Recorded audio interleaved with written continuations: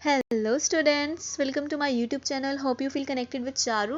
तो आज हम स्टार्ट करने वाले हैं हमारे कोर्स 8 की यूनिट 1 मेथड्स ऑफ टीचिंग। तो हम स्टार्ट करते हैं 1.1 teaching learning environment, transaction of content and role of teacher.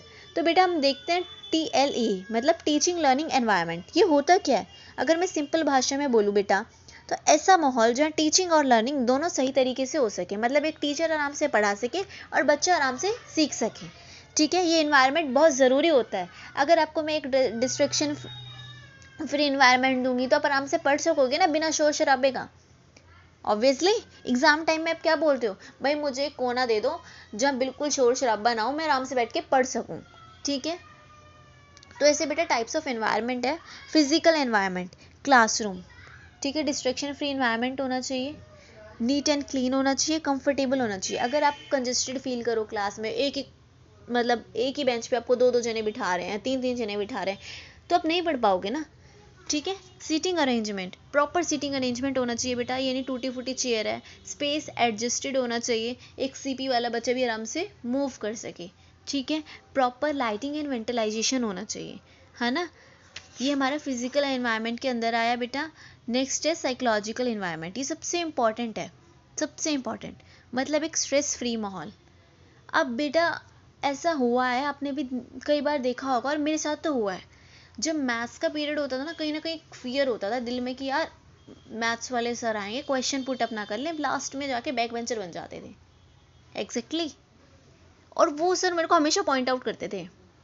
ठीक है, वो सर मुझे हमेशा पॉइंट आउट करते कि चारू आगे आके बैठ। मैंने सर नहीं, मैं पीछे कंफर्टेबल फील कर रही हूँ। उन्हें पता था कि ये क्वेश्चन पुट अप होंगे इसलिए आगे नहीं बैठ रही, मेरा मैथ से फियर है। फियर मेरा मैथ से है बेटा। तो एक स्ट्रेस फ्री और एक फियर एब्जेंस का जो मैंने आपको कंसेप्ट दिया है साइकोलॉजिकल एनवायरनमेंट में, एब्जेंस ऑफ फियर, ये बहुत ज़रूरी है बेटा। सब्जेक्ट से फियर हो डेट्स ओके, बट अगर हमारा किसी सब्जेक्ट से फियर होता है ना, तो हमारा कहीं ना कहीं उस टीचर से भी फियर होने लग जाता है, कहीं वो हमसे क्वेश्चन पुट अप ना कर ले। इसलिए बहुत ज़रूरी है कि आप बच्चे से ना एक बहुत अच्छा बॉन्ड बनाओ, एक फ्रेंडली बॉन्ड बनाओ। क्योंकि अगर देखो मेरे जो गौरव सर थे मैथ के, अगर वो एक मेरे से फ्रेंडली बॉन्ड बनाए रखते, तो कहीं ना कहीं मैं सर से बहुत ज़्यादा क्लोज रहती, आगे बैठती। बेशक सर मेरे से क्वेश्चन करे कि मुझे पता है कि सर मुझे कुछ नहीं कहेंगे, लेकिन सब्जेक्ट की वजह से मेरा सर से भी फियर था। ठीक है, तो बेटा हमें एब्सेंस ऑफ फियर रखना है, कि बच्चे के साथ बॉन्ड बहुत अच्छा रखना है, कि एक स्ट्रेस फ्री इन्वायरमेंट हो, बच्चा खुलकर सीख सके, डर में ना सीखे, बैक बेंचर ना बन जाए बच्चा। ठीक है, और मोटिवेटेड रहे। कई बार ना सर भी मेरे से बोलते थे कि हाँ तू लास्ट में क्यों बैठी है, मुझे पता है। तो कहीं ना कहीं क्लास के आगे डिमोटिव फील तो होता ही है, कि मतलब ये सर ने कितना डिमोटिवेट कर दिया, ये बोलकर कि हमें पता है तो क्यों बैठी है पीछे, क्योंकि क्वेश्चन पुटअप होंगे, है ना।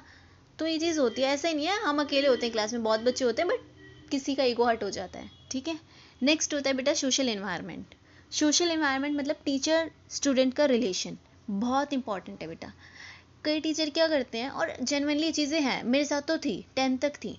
क्या था, टॉपर बच्चे को टीचर 24 घंटे जैसे खुद का बच्चा हो, है ना, और हम थे एवरेज बच्चे, ना ज़्यादा टॉपर और ना ज़्यादा फेलियर। ठीक है, तो इतना ज़्यादा पूछना नहीं, है ना, और टॉपर से ज़्यादा वो अटैचमेंट रखना, हर काम उसी से, तो कहीं ना कहीं बेटा वो बॉन्ड डिस्टर्ब हो जाता है, और कहीं ना कहीं हम हेट करने लग जाते हैं टीचर से, और अपनी बातें शेयर भी नहीं करते, क्योंकि हमें पता है तो रिएक्ट करेगी, समझेगी नहीं। ठीक है, तो इसलिए टीचर और स्टूडेंट का रोल, जो रिलेशन है ना, वो बहुत अच्छा होना चाहिए बेटा। फिर होता है पीयर इंटरेक्शन, पीयर इंटरेक्शन बच्चा, ग्रुप लर्निंग। ठीक है, पीयर लर्निंग, ये चीज़ें होनी चाहिए, ग्रुप वर्क कराओ, इससे क्या होता है, इंक्लूजन आता है। ठीक है, कहीं ना कहीं कोऑपरेशन बढ़ता है, बच्चे एक दूसरे की रिस्पेक्ट करना सीखते हैं, है ना। नेक्स्ट आता है बेटा, इसमें मैंने आपको दिया नहीं है, हमारा मेन है और सबसे क्रूशियल है पॉइंट ये, इमोशनल एनवायरनमेंट। ठीक है, प्यार और सपोर्ट बहुत ज़रूरी है बेटा। अगर एक टीचर आपको 24 घंटे डांट रहा है, ठीक है, धमका रहा है कि ऐसे क्यों करा, ये क्यों किया, तू तो हमेशा ही ऐसा है, ये वो फलाना ठिकाना कुछ भी, ठीक है, तो बेटा आप उस क्लास में आना पसंद नहीं करोगे, आप कहीं ना कहीं स्कूल से भी हटने लग जाओगे, कॉलेज में भी अगर हैं सर तो पीछे हटने लग जाओगे कि मैं नहीं जा रहा कॉलेज, मुझे पता है वो है, उसके लेक्चर मेरे को नहीं चाहिए, है ना। तो प्यार और सपोर्ट बहुत ज़रूरी है। ठीक है, अरे क्या गारंटी है डांट के बच्चा पढ़ लेगा, आप कहीं ना कहीं उसके अंदर ना बेटा डर बिठा दोगे, वो डर की वजह से पढ़ेगा, आप पे वजह से नहीं पढ़ेगा। ठीक है, पॉजिटिव एटीट्यूड, हर बच्चे को बेटा इक्वली ट्रीट करना है, कोई डिस्क्रिमिनेशन नहीं, कोई फेलियर, कोई टॉपर, कुछ नहीं, मेरे लिए सारे बच्चे इक्वल हैं, बस सबका लेवल अलग है, ठीक है, ये चीज़ें आपको ध्यान रखनी है। नेक्स्ट है बेटा transaction of content. Transaction of content, इसका मतलब क्या होता है बेटा, टीचर से स्टूडेंट तक नॉलेज पहुंचाने का प्रोसेस, टीचर से स्टूडेंट तक नॉलेज पहुंचाने का प्रोसेस। अब मैं आपको कंटेंट समझा रही हूँ, तो मेरा कंटेंट जो मैं आपको समझाना चाहती हूँ वो आप तक सही तरह पहुँच जाए, आपके दिमाग में फीड हो जाए, यही ट्रांजैक्शन ऑफ कंटेंट है। मतलब टीचर ने जो बच्चे को बोला वो बच्चे ने समझ लिया, ठीक है, मेरी टीचिंग तो इफेक्टिव हुई, लेकिन लर्निंग इफेक्टिव नहीं हुई जब तक आप मेरे से क्वेश्चन नहीं पूछोगे, अपने एक्सपीरियंसेस मेरे से शेयर नहीं करोगे, अपने आइडियाज़ मेरे से शेयर नहीं करोगे, क्वेश्चन पुट अप नहीं करोगे, जब तक लर्निंग कंप्लीट नहीं होगी बेटा। लर्निंग का प्रोसेस ना, एक रियल लर्निंग वही है जब टीचर समझाए और बच्चा क्वेश्चन पूछे, ठीक है, ये चीज़। नेक्स्ट आते हैं बेटा, हमारा इसी में ही है, मतलब मैंने आपको नोट्स में नहीं दिया है, ठीक है, अगर आपको मेरे ओरिजिनल नोट्स चाहिए हो तो प्लीज़ कमेंट बॉक्स में मेंशन कीजिएगा, मैं आपको प्रोवाइड कर दूंगी, ठीक है। नेक्स्ट है बेटा हमारा मेथड्स ऑफ ट्रांजैक्शन, ठीक है। अब मैं बोलूँ भाई ठीक है ट्रांजैक्शन हो रहा है, ठीक है, ट्रांजैक्शन हम समझ गए, ट्रांजैक्शन ऑफ कंटेंट है क्या, कि एक टीचर की नॉलेज बच्चे तक पहुंच जाना और बच्चे का रिस्पॉन्स टीचर तक पहुंच जाना। बच्चे का रिस्पॉन्स कैसे पूछेगा, वो क्वेश्चन पुट अप करेगा, है ना, वो अपने आइडियाज़, वो अपने एक्सपीरियंसेस शेयर करेगा, ये चीज़, ठीक है, और लर्निंग का प्रोसेस भी कंप्लीट हो जाएगा। मेथड्स ऑफ ट्रांजैक्शन क्या है बेटा, लेक्चर मेथड, मैं कैसे अपना ज्ञान बच्चों तक पहुंचा रही हूँ, वो मेथड, ठीक है। अब मैं जो कर रही हूँ वो लेक्चर मेथड ही तो है, क्योंकि आप तो रिस्पॉन्स कर ही नहीं रहे हो मेरी किसी वीडियो पे, है ना, तो मैं लेक्चर मेथड है, मैं बोल रही हूँ, बच्चा सुन रहा है, ठीक है। नेक्स्ट है बेटा डिस्कशन मेथड, मैं लाइव क्लास कर लूँ या मैं डिबेट करवा दूँ या मैं बोलूँ कि डिस्कशन मेथड ही चलेगा, मतलब टू वे कम्युनिकेशन हो जाता है बेटा। क्या हो जाता है, टू वे कम्युनिकेशन, कि मैं टीचर भी बोलता है और स्टूडेंट भी बोलता है, तो दोनों का पार्टिसिपेशन होता है, ठीक है। फिर आता है बेटा एक्टिविटी बेस्ड लर्निंग, मैं पोल डालती हूँ, अपने चैनल पे पोल डालती हूँ, तो कहीं ना कहीं एक्टिविटी तो है, ठीक है, तो मैं कहीं ना कहीं अपने नॉलेज आप तक पहुँचा रही हूँ, ठीक है। नेक्स्ट है बेटा डेमोन्स्ट्रेशन मेथड, एक CWSN वाला बच्चा है, ठीक है, उसको मेरे को ब्रश करना सिखाना, तो उसके लिए तो ये ब्रश करना भी सिखाना एक टास्क है, आप सभी जानते हैं, आप सभी स्पेशल एजुकेटर हैं, बन जाएंगे कुछ दिनों में, ठीक है। तो बेटा मैं सिखा रही हूँ तो वो सीख रहा है, थोड़ा धीरे सीखेगा, कुछ ना कुछ सीखेगा तो सही। तो मैं डेमोन्स्ट्रेशन मेथड भी एक ट्रांजैक्शन का ही मेथड है कि मैंने करके सिखा और बच्चे ने सीखा। फिर है ICT बेस्ड टीचिंग, बेटा आप पता है टेक्नोलॉजी का ज़माना है, 21st सेंचुरी की एजुकेशन चल रही है, एजुकेशन नहीं, अब एजुकेशन प्लस टेक्नोलॉजी है, ठीक है। तो हम स्मार्ट क्लासेस पे स्मार्ट बोर्ड पे हमारी एनिमेशन वीडियोस ये सब दिखा के बच्चे तक नॉलेज पहुंचाते हैं, ये चीज़। अब आप बोलोगे मैम ठीक है, ट्रांजैक्शन ऑफ कंटेंट भी हमने देख लिया क्या होता है, मेथड्स ऑफ ट्रांजैक्शन भी देख लिए, अब आप हमें ये बता दो कि इफेक्टिव ट्रांजैक्शन कैसे होता है, एक प्रभावी ट्रांजैक्शन कैसे होता है। तो मैं बोलूँगी बेटा क्लियर एक्सप्लेनेशन, मैं आपको क्लियरली कोई बात समझा रही हूँ, आपको समझ आता है, मैं एकदम प्रोफेशनल लैंग्वेज में बोलूँ, इंग्लिश में बोलकर चली जाऊँ, आपको समझना है, तो बेटा यूजलेस है, ठीक है, वो ट्रांजैक्शन ऑफ कंटेंट थोड़ी हो रहा है, मैं तो खुद को ही समझा के चली गई, आपको क्या समझ आया।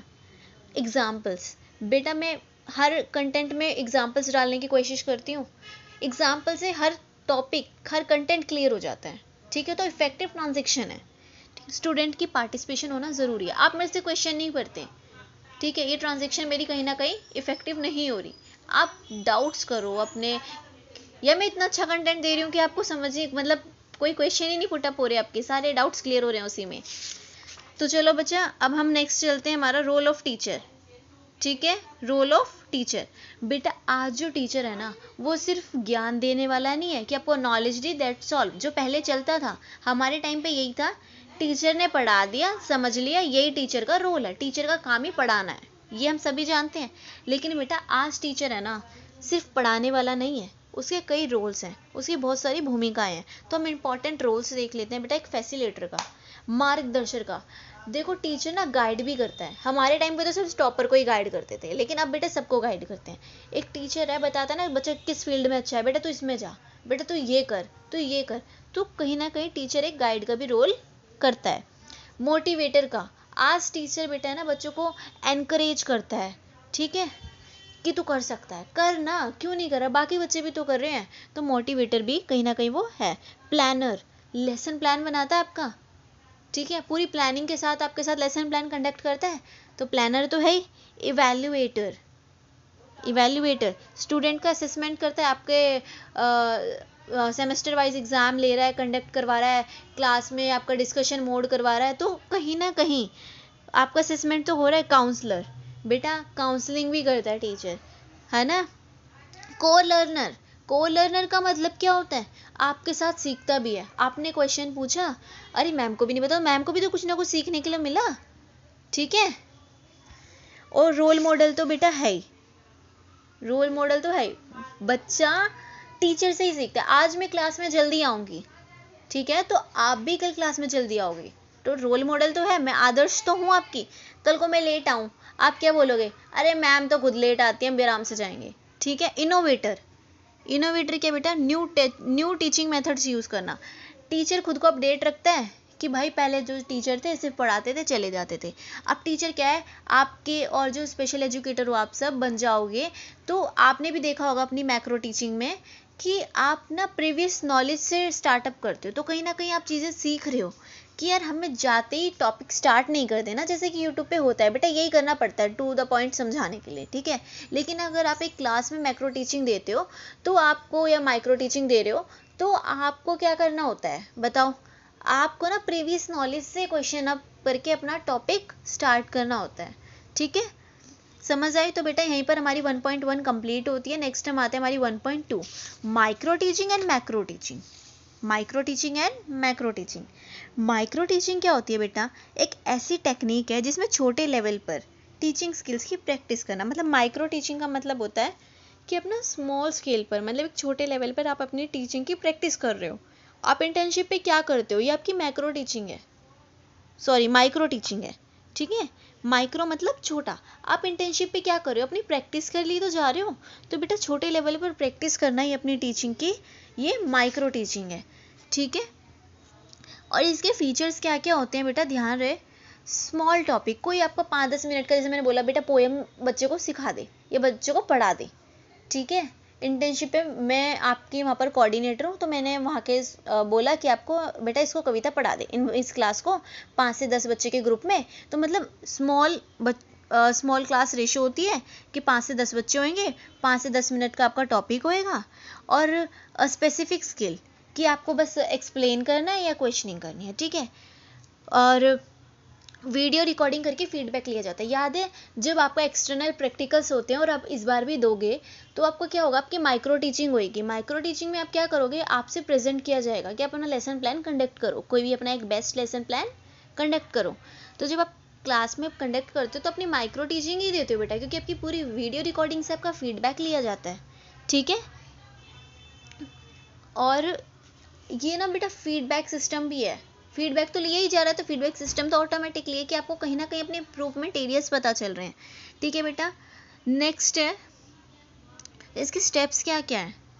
लेसन प्लान बनाना, आपने लेसन प्लान बनाया, टीच किया, बच्चों को पढ़ाया, फिर आपको फीडबैक मिल गया, आपको एक्सटर्नल बता देता आपने ये कमियां थी ऐसे, फिर आप दोबारा रीप्लान करोगे, फिर दोबारा पढ़ाओगे, ठीक है।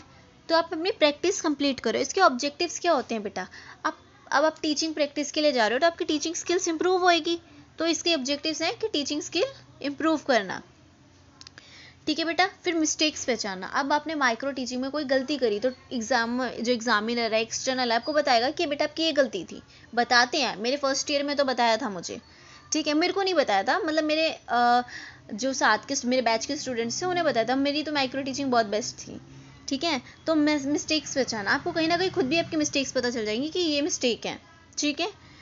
और कॉन्फिडेंस बढ़ता है। कई भाई माइक्रो टीचिंग में ना, मेरी फ्रेंड है, नाम तो नहीं बताऊंगी मैं, उसकी माइक्रो टीचिंग थी भाई, वो पसीने पसीने हो गई थी, वो उसके हाथ है ना कांप गए थे, वो कुछ बोल ही नहीं पाई, जबकि उसकी इतनी ज़्यादा नॉलेज है ना, मैं क्या बताऊँ, वो टॉपर है, ठीक है।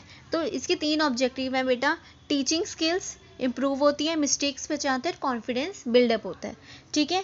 नेक्स्ट आता है बेटा हमारा मैक्रो टीचिंग। क्या आता है, मैक्रो टीचिंग।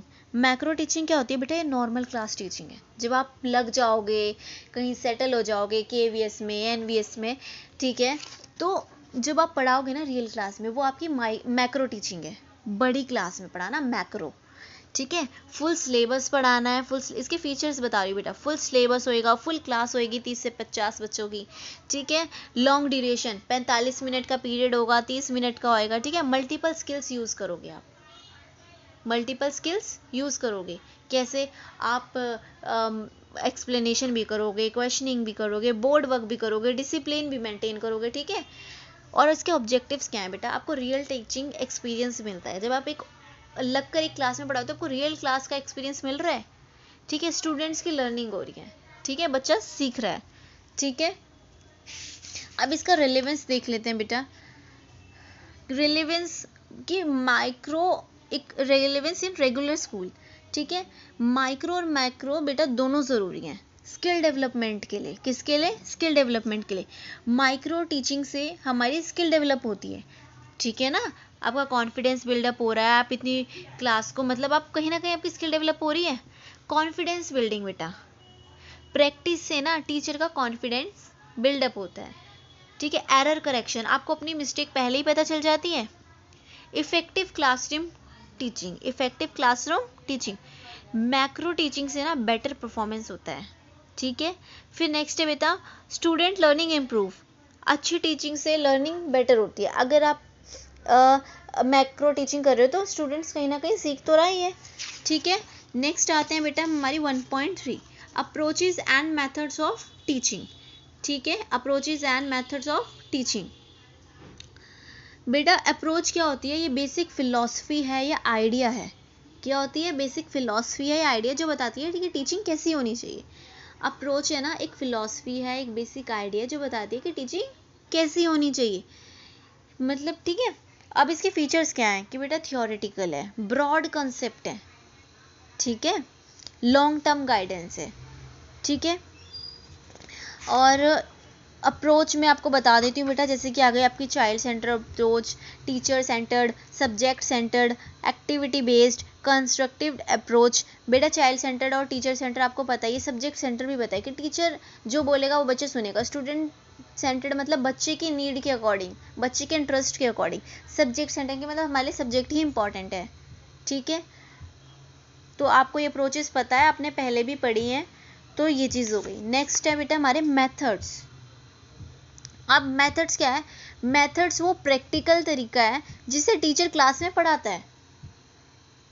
अब डिफरेंस देखो, मैंने अप्रोचेस के बारे में क्या बताया कि बेसिक फिलॉसफी है, आइडिया है जो बताती है कि टीचिंग कैसी होनी चाहिए, ठीक है। और मेथड क्या है? ये प्रैक्टिकल तरीका है जिससे क्लास में टीचर पढ़ाता है, ठीक है। इसके फीचर्स देखेंगे बेटा, प्रैक्टिकल है, स्पेसिफिक टेक्निक है, क्लासरूम यूज़ है, ठीक है। इसके एग्जांपल क्या है? Lecture method, discussion method, demonstration, project method, है ना। और ये मेथड क्या करते हैं? ये हमें हेल्प करते हैं बच्चे को कंटेंट समझाने में, बच्चे को कंटेंट समझाने में, ठीक है बेटा। नेक्स्ट है बेटा हमारा कंटेक्स्ट। कंटेक्स्ट क्या होता है? अप्रोचेस और मेथड्स दोनों सिचुएशन पर डिपेंड करता है। कंटेक्स्ट क्या होता है बेटा? अप्रोच और मेथड्स दोनों सिचुएशन पे डिपेंड करता है। कंटेक्स्ट को हिंदी में हम बोलते हैं संदर्भ, ठीक है। इसके फैक्टर्स क्या है बेटा? Student level, subject, classroom size और रिसोर्सेज, ठीक है। नेक्स्ट बेटा हम हाँ इसकी इम्पोर्टेंस देखते हैं, ठीक है। इम्पोर्टेंस क्या है? इफेक्टिव टीचिंग, इफेक्टिव टीचिंग, अगर आप सही अप्रोच और मेथड यूज़ करोगे तो बेटर लर्निंग होगी। स्टूडेंट इंगेजमेंट, ठीक है, इंटरेस्ट बढ़ता है, लर्निंग आउटकम इम्प्रूव होते हैं, ठीक है, स्टूडेंट अच्छे से समझते हैं। फ्लेक्सिबिलिटी, सिचुएशन के अनुसार चेंज हो जाएगा। स्किल डेवलपमेंट, क्रिटिकल थिंकिंग और क्रिएटिविटी आती है बच्चों में, है ना। नेक्स्ट है बेटा टीचिंग इन एलिमेंट्री स्कूल, हमारी 1.4। अब एलिमेंट्री स्कूल्स क्या होते हैं बेटा? जो प्राइमरी होते हैं, ठीक है। तो teaching in regular elementary school, इसके बेटा 4 मेन पार्ट हैं।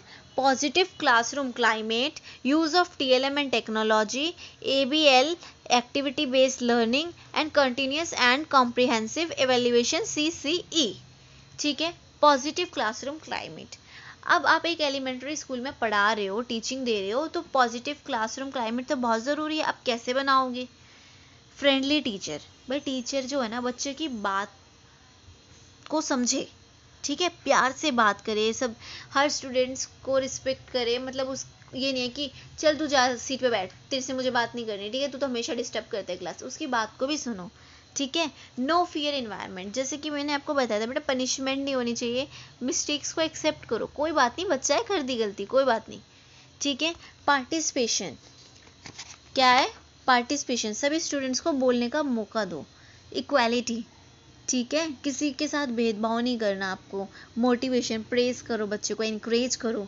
इसकी इंपॉर्टेंस क्या है? लर्निंग इंप्रूव होएगी, कॉन्फिडेंस बढ़ेगा, इंटरेस्ट डेवलप होएगा, ठीक है। अब आता है बेटा हमारा use of TLM and technology. TLM क्या होते हैं बेटा? टीचिंग को ना आसान बनाने वाले टूल्स हैं, ठीक है, जो हमारे टीचिंग मेथड को, टीचिंग लर्निंग को, शिक्षण अधिगम प्रक्रिया जिसे हम कहते हैं, उसको रोचक, प्रभावी और सक्रिय बनाते हैं, ठीक है।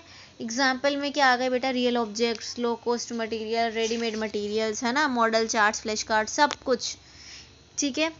टेक्नोलॉजी में आपकी स्मार्ट क्लासेस आ गई, कंप्यूटर्स, एनिमेशन, सब कुछ, ऑडियो वीडियो सब, ठीक है। तो इसकी इंपॉर्टेंस क्या है? इसकी इंपॉर्टेंस है बेटा, आपका कंसेप्ट क्लियर हो जाता है, इंटरेस्ट बना रहता है बच्चे का, बोर नहीं होता, विजुअल लर्निंग हो जाती है, ठीक है, और हर टाइप्स ऑफ लर्नर के लिए यूजफुल है, ठीक है। फिर आता है बेटा activity based learning. Activity based learning में क्या होता है कि स्टूडेंट्स एक्टिविटी करके सीखता है, करके सीखना, ठीक है, कि बेटा स्टूडेंट सेंटर्ड है, ठीक है, बच्चे को ध्यान में रखकर है।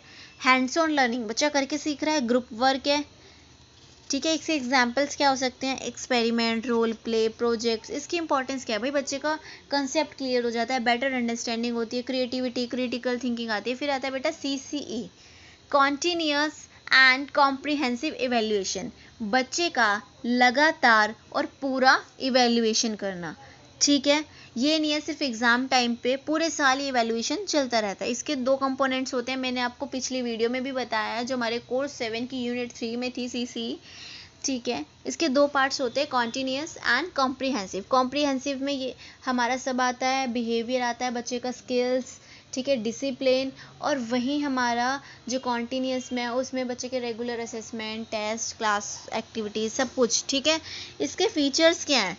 इसके फीचर्स हैं बेटा, वही मैंने आपको बताया, कॉन्टिन्यूअस टेस्ट है, फीडबैक मिल जाता है क्योंकि कॉन्टिन्यूअस है, ठीक है, ओवरऑल डेवलपमेंट होता है बच्चे का। इंपॉर्टेंस क्या है इसकी? स्ट्रेस कम होएगा, ठीक है, और हॉलिस्टिक डेवलपमेंट हो रहा है, और बच्चों को अपने इम्प्रूवमेंट एरियाज पता चलते हैं, तो इस तरीके से, ठीक है। नेक्स्ट बेटा हम आते हैं हमारी 1.5, learning environment for children with disabilities and UDL,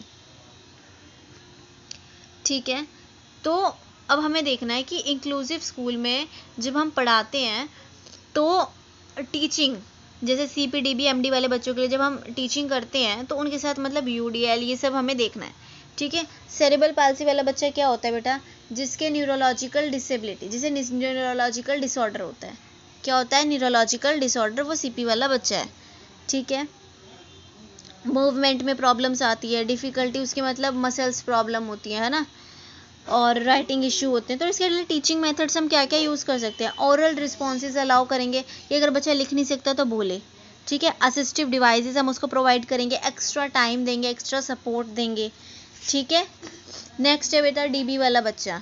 DB वाले बच्चे क्या होते हैं? जिसकी हियरिंग और विजन दोनों सेंस लॉस होती है, ठीक है, तो उसके लिए बाकी सेंसेस बहुत ज़्यादा इंपॉर्टेंट हो जाती है। उसके लिए टीचिंग मेथड क्या यूज़ करेंगे? Tactile methods, hands on learning, है ना, object based learning, real objects use कर सकते हैं हम। मल्टीपल डिसेबिलिटीज़ वाले बच्चे क्या होते हैं भाई? जिन्हें एक से ज़्यादा डिसेबिलिटीज़ होती हैं, ठीक है, इनके लिए हम क्या करेंगे? IP बनाएंगे और मल्टीपल सेंसरी अप्रोच का यूज़ करेंगे, रेपिटेशन, ठीक है। और फिर आता है बेटा inclusive teaching in regular schools, ठीक है। इस अब हम एक इंक्लूसिव टीचिंग देनी है रेगुलर स्कूल में, ठीक है, सभी बच्चों के साथ पढ़ाना है, तो हम डिफरेंशिएटेड इंस्ट्रक्शन के थ्रू पढ़ाएंगे कि हर बच्चे को उसके लेवल के हिसाब से टीचिंग करनी है। जैसे peer learning, normal students help करेंगे CWSN वाले बच्चों की, ठीक है। फ्लेक्सिबल टीचिंग, सेम मेथड सब पर अप्लाई नहीं होगा, बच्चे की एबिलिटी, इंटरेस्ट, इन सबको देखकर बच्चे को टीचिंग कराई जाएगी। यूज़ ऑफ TLMs, ठीक है, और पॉजिटिव इन्वायरमेंट देना है, बच्चे के साथ डिस्क्रिमिनेशन नहीं करना, बच्चे की बात को सुनना है। फिर आता है बेटा support services, special educator, therapy, ठीक है, काउंसलिंग। फिर आता है बेटा UDL जो है सबसे इम्पॉर्टेंट है। ये ऐसे टीचिंग मेथड है ना कि ये कहता है कि हर बच्चा अलग है, हर बच्चा अलग है, तो हर इस डाइवर्सिटी को मैं एक्सेप्ट करना। वो कहता है जो पहला तरीका था ना, वन साइज फिट्स ऑल, इसकी जगह फ्लेक्सिबल लर्निंग एनवायरनमेंट, मतलब शिक्षा ऐसी होनी चाहिए जो सब बच्चों के लिए सुलभ हो, कि हर बच्चे के लिए इजी हो, ठीक है। तो एक ही, मतलब हमें एक ही मेथड पढ़ाना है बच्चे को, एक ही मेथड, और वो अलग अलग एक ही टॉपिक पढ़ाना है लेकिन उसको अलग अलग तरीके से, ठीक है। Multiple means of representation, multiple means of expression, ये इसकी सिद्धांत है ना, और मल्टीपल मीन्स ऑफ एंगेजमेंट, ठीक है। तो मल्टीपल मीन्स ऑफ रिप्रेजेंट इसके प्रिंसिपल्स हैं, जिसमें टीचर एक ही टॉपिक को बच्चे को अलग अलग मेथड्स का यूज़ करके पढ़ाएगी। लेक्चर मेथड, एक्टिविटी बेस्ड, ठीक है। मल्टीपल मीन्स ऑफ एक्सप्रेशन, अब बच्चा बोल नहीं सकता तो उसको चॉइस दे दो कि बेटा तू लिख, मतलब बोल नहीं सकता तो लिख दे, ठीक है, मतलब अपनी सीख बच्चा किसी भी तरीके से व्यक्त कर सके।